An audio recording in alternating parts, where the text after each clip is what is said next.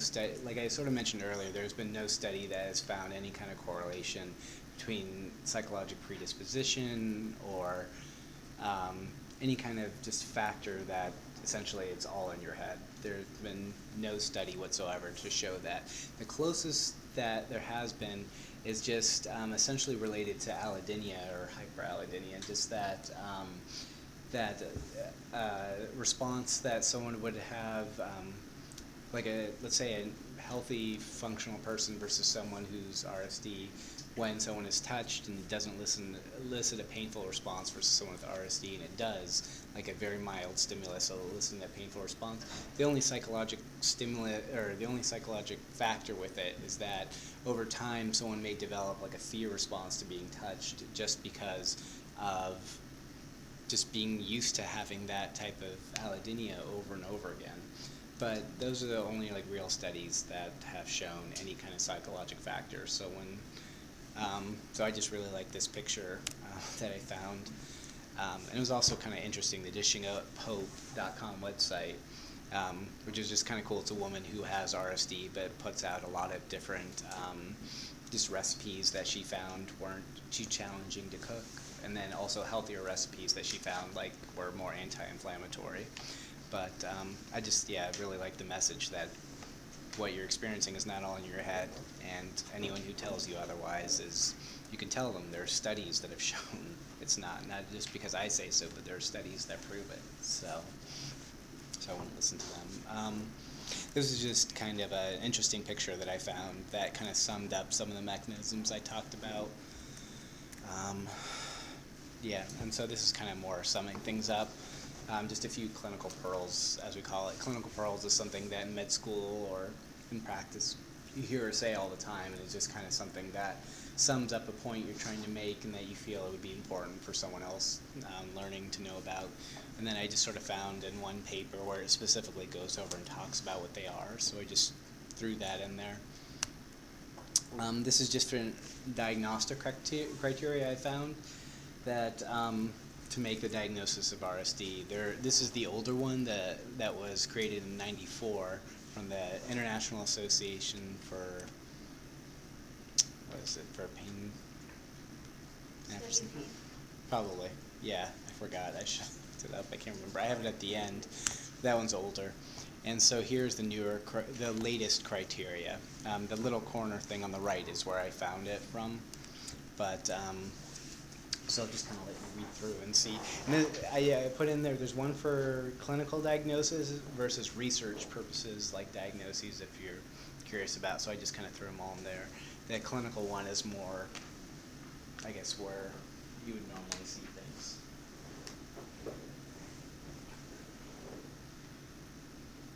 So basically it's actually still a diagnosis of ruling out other No. kind of, No, not necessarily. They'll always put that in there just to say that we have to rule other things out as well as to be a cause of something like let's say like some of the symptoms in there, like hyperalgesia or allodynia. We just have to rule out that there's not like maybe just like a nerve like entrapment or being compressed or something like that. right. So like in any condition, there'll be like a diagnosis, but there's also what's called a differential diagnosis, which is like other things that could be going on to explain what's happening. Like we always have to think of a differential of what could be causing someone's condition. And then we have to do certain tests to exclude those other things if we're putting them on the differential. And so essentially what this is saying is like, we do have to think if there could be other things going on. We don't want to just say like, oh yeah, this is obviously RSD, or this is obviously this other condition, just because they have the exact symptoms. But it's just included in the differential, but let's also think about other things. And once we have gotten rid of those other things from tests or other assessments, then we're saying, yes, this is definitely RSD. There are certain conditions that are considered diagnosis of exclusion, meaning that we can't figure out what's going on, so we're just going to call it this. fibromyalgia, from what I understand, is still considered that. However, I think they are starting to lean away from that because they are finding, or scientists are finding more evidence of it being an actual condition versus like a syndrome where we can't figure out what's going on. IBS, irritable bowel syndrome, used to be considered a diagnosis of exclusion, but the last few years we've learned more about it and have figured out it's not really a diagnosis of exclusion. Maybe something we're led to faster because we can't place it into a certain category, but now we have learned more about the condition and we don't just consider it a diagnosis of exclusion. So yeah, RSD doesn't fall into that category as well. So this is just more the research diagnostic criteria, but it's fairly similar, but also at the same time it's not as applicable. But I just wanted to show you that because RSD is so complex, but it's also so much worth studying that people are studying about it, that they have come up with both a clinical and a research criteria for its diagnosis. So this is one study that's ongoing right now that's happening in Holland. It's called the TREND study, which stands for Trauma-Related Neuronal Dysfunction. That is looking essentially into RSD, and I put the website link on there. And although it's international, it's many universities are studying about it. And I just sort of threw in the research objectives that the site posted themselves. So this is actually their own wording for it, just so you can kind of look at different things that they're looking at.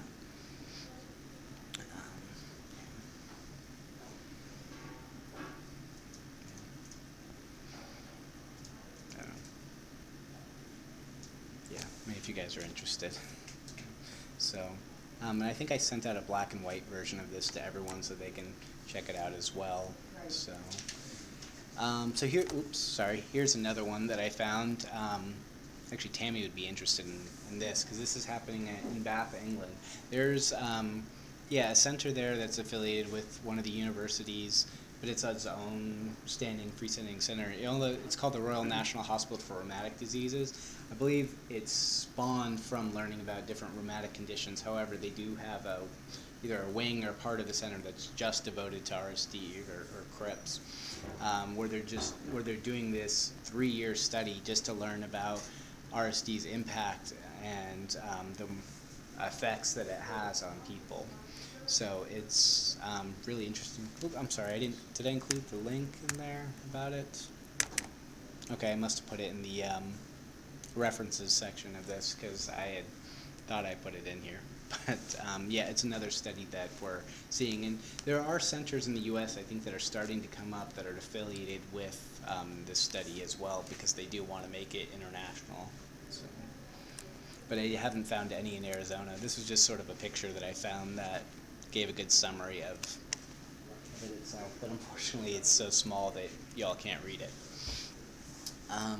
This I wanted to put in there. This is one of those clinical pearls that I wanted to throw in, that anytime you're seeing a healthcare provider, anytime you have questions, I would say please feel free to ask them about anything that you don't understand or you want more information about. When we're in med school, we always learn you should, for anything that you're doing, always know the indications, the contraindications, and the complications. Indications being why you're doing the procedure, prescribing the medication, anything that you're doing. The contraindications, why you wouldn't want to do it, why you wouldn't want to prescribe it or do the procedure, and the complications, what are the negative things that can come about from it. So you should always feel free to ask a healthcare provider about it, whether it's a physician, a nurse, anyone. And they should be receptive to giving you that information. Do you have some sort of right as a patient to request a medication, or like a different, if you're receiving one type, can you request like something similar, but in the same class? Maybe, yeah. Even if they have apprehension or, You can talk to the doctor about the benefits of switching to it. Well, I mean, do you have a right? Like, if he's like, well, I don't really feel comfortable, or I don't think this will work, or what if you want to try it, and Yeah. and they don't necessarily. The problem is that they do, because they're the prescriber, they do have the right to refuse to do it because it's part, although you're requesting it, and because, yeah, you do feel like it would be helpful to you, because of the prescriber associated with it, they also have the right to not prescribe it. But, So if they're gonna harm you, then it's still their fault, right? yeah, Right, either, you have Yeah. the right to get a second opinion. yeah, from somebody you else. do have the right, you can go see No, someone yeah, I else. get that. I'm just- But just because, yeah, it's something that you want and you would feel is beneficial, they don't necessarily have to prescribe it, no, I would say. Though if there is a medication or a procedure or anything like that that you would want, and the doctor does seem, or prescriber does seem apprehensive, I would encourage you to do like research about it and bring it some sort of organized yet like really good synopsis, like just a short breakdown of why you think this would be good, because they're always extremely pressed for time when they're going in there. Just with the main points of like why you think this would be helpful for you, not just because like I think it would be helpful, like I've heard from other people, but like the specifics of why it would be. Yeah, I think that would not only strengthen your case, but shows that you want it for a specific reason, that you, not just because you feel like requesting it. It would be a lot more difficult for them to deny wanting to help out with that. So, and unfortunately, they still may be, but I think they would really respect and be impressed with the fact that you took the time and you understand why you think it would be helpful for you. So, yeah, and I think So it would in help. short, no, you don't have a right to take it or get a No. procedure. That's right. That's why they go to medicals. But also I get as, that. Regular pad. yeah, but they should also sit there and explain to you why that they think so. Because at least the way that I believe is that the reason, yeah, we have to go for this long of school is to be an educator, not just someone who's taking care of others, but to be able to help share that information with others.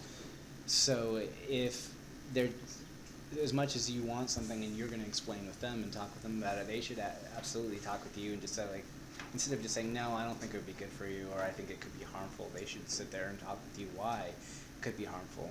Because actually there are some cases where you would have to weigh the benefits versus anything that could be detrimental, and you could say to him, or you could say to the prescriber, like, I know it could be harmful to me, I understand the risks, but I'm willing to take that. They could also be a lot more receptive to prescribing the medication or doing a procedure if you tell them that I understand the risks, but I want to do it anyway.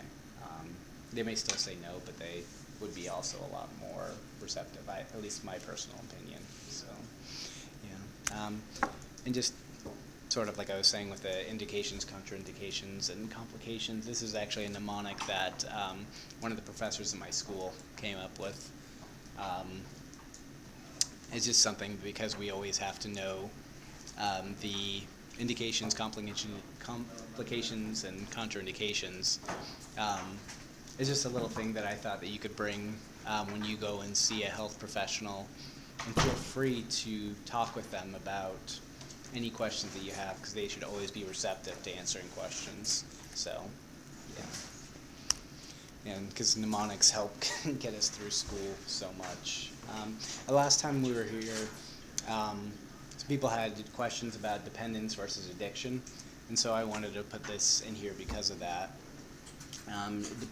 Dependence is more something that's taken or something that's done to help someone be functional, versus an addiction where it's more someone is taking something and it essentially overtakes their life, where their life is consumed by and only focused on acquiring, let's say it's a drug. Their life is focused on that drug and nothing else is going to get in the way of that.